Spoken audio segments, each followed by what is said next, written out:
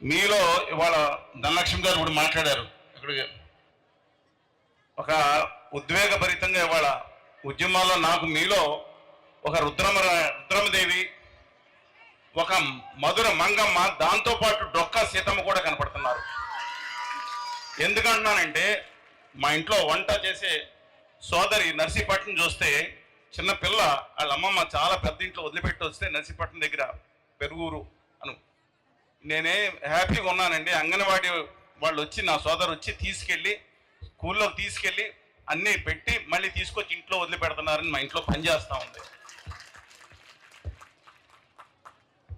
ఇవాళ ఇందాక సోదరు చెప్పారు, ఇదిగో గౌరవ కానీ పైనుంచి కింద వరకు యథా రాజా తదా ప్రజ. మోడీ గారు మాట్లాడతా ఏమంటున్నారంటే పిడకలు వేసుకునేది కూడా ఒక ఉద్యోగమే కదా ఆయన అఫీషియల్గా ఇచ్చింది. ఆ పిడకలు కొట్టుకుంటా ఉత్తరప్రదేశ్లో చాలా మంది అయ్యారు, ఆ ఉద్యోగాలు చేసుకోండి అని చెప్పి పిలిపిస్తున్నారు. యథా రాజా ఆంధ్రప్రదేశ్లో జరుగుతుంది బానిస రాజ్యం. ఆదాని అండకో వాళ్ళ బానిస రాజ్యం వాళ్ళ ఆంధ్రప్రదేశ్ నడుస్తుంది. నేను ఎందుకు మాట్లాడుతున్నా అంటే ఈ దేశంలో 1% దగ్గర 40% సంపద తీసుకెళ్లి చేసేటట్టు ఈ దుర్మార్గంగా ప్రభుత్వాలు హరిస్తున్నాయి. ఇందాక సోదరు చెప్పినట్టు ఇవాళ ఆరని అగ్ని కణం ఒక్కొక్క ఎరుపు జెండా పట్టుకున్న వాళ్ళు. నేను ఆ పార్టీలో లేను, కానీ చెప్తున్నాను ఉద్యమాలు కనుక మీకు కనుక ఇవాళ ఈ జెండా లేకుండా ఉంటే గుర్రాలతో కాదు తొక్కించి పడేసే సామ్రాజ్య శక్తులు వస్తున్నాయి. మీరు ఒక్కడు గుర్తుంచుకోండి, మీకు అనే ప్రయోగాలు రావచ్చు. ఏడితే ఇవాళ పోరాటం కనుక చేయకపోతే ఏమీ రాదు. ఎంత దుర్మార్గంగా ఉన్నారంటే ఇవాళ ఆంధ్రప్రదేశ్లో నేను చెప్తే ఏ ప్రభుత్వం ఆ రోజు కూటమి ప్రభుత్వం, ఆ తర్వాత జగన్మోహన్ రెడ్డి గారి ప్రభుత్వం, ఇవాళ ఆదాని గారి అండుకో ప్రభుత్వం. ఇవాళ మనందరు మీ అందరి దగ్గర మీకు తెలుసు, ఒక నాయ బ్రాహ్మణుడు క్షులకుడు షాప్ పెట్టుకుంటే, ఒక ఇస్త్రీ బండి పట్టి పెట్టుకుంటే 8 రూపాయలు చొప్పున కరెంటు బిల్లు వసూలు చేసి ఇవాళ వచ్చే గుమా వ్యాపారులు, గుజరాత్ వచ్చే వ్యాపారులకి రాయితీలు ఇస్తున్నారు.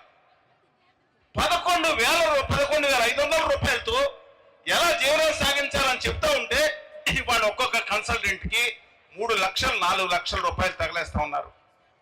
ఆంధ్రప్రదేశ్ కి సంబంధించిన 80,000 కోట్ల రూపాయలు ప్రజల పొళ్ళోడు కొట్టి, నేను చెప్తాను ప్రజల పొళ్ళోడు కొట్టి వసూలు చేసిన పన్నుల్లోంచి ఆ గుమ్మా వ్యాపారుల కోసం రాయితీలు ఇస్తున్నారు.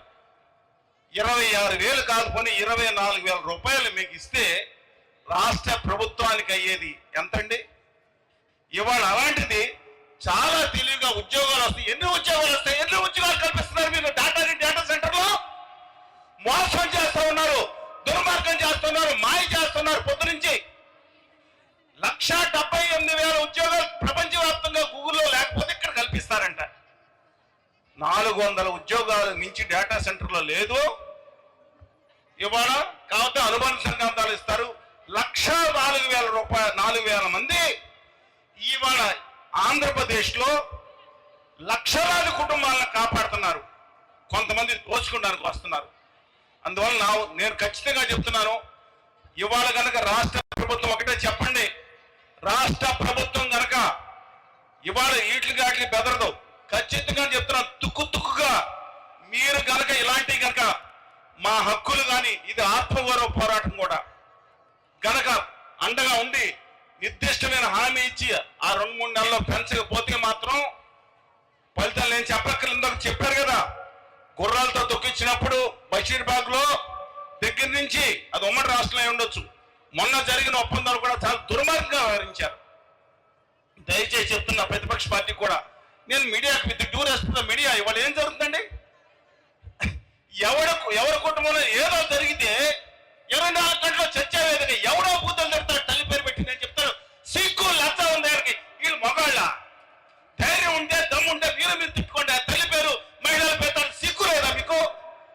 ఇవాళ పొద్దున పేపర్ తెస్తే వాళ్ళ అంగన్వాడీ ఉద్యమంలో టాప్ మొత్తం అంతా మీడియా కవర్ అవ్వాల్సిన దేశంలో ఎంత ప్రాధాన్యత ఇస్తారు? Due respect media, respect the merit.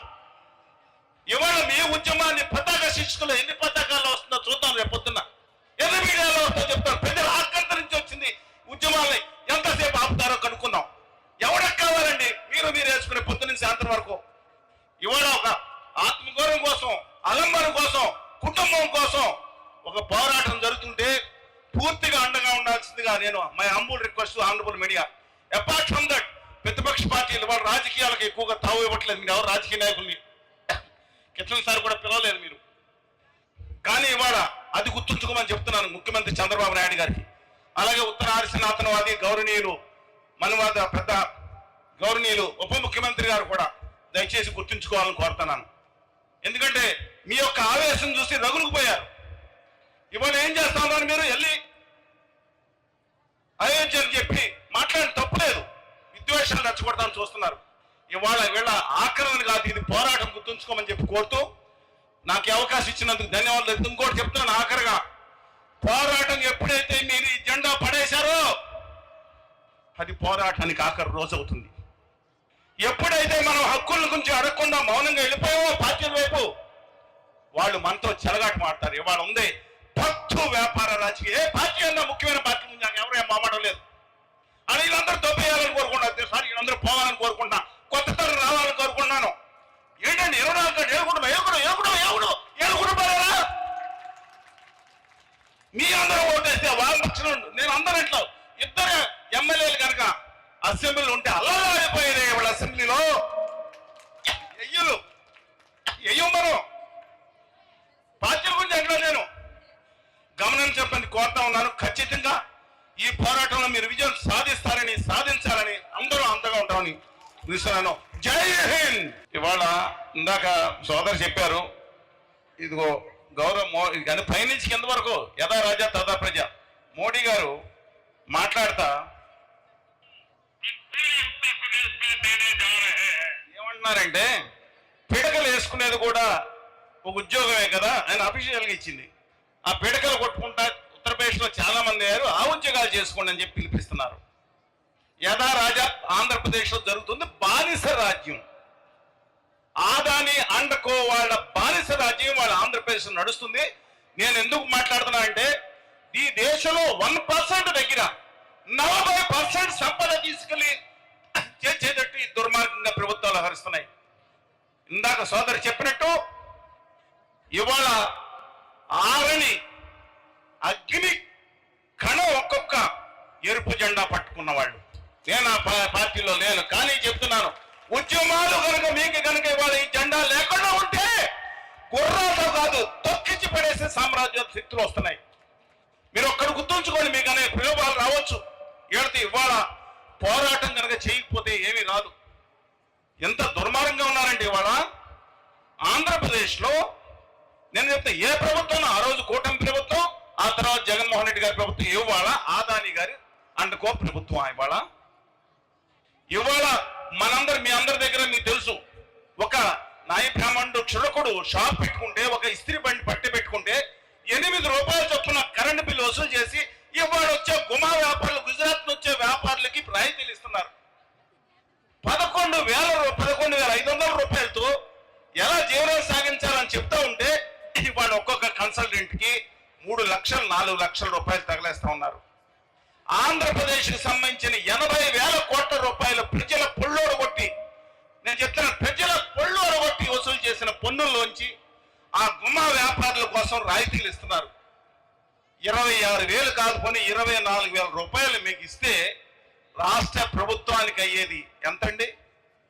ఇవాళ అలాంటిది చాలా తెలివిగా ఉద్యోగాలు వస్తాయి. ఎన్ని ఉద్యోగాలు కల్పిస్తున్నారు మీరు?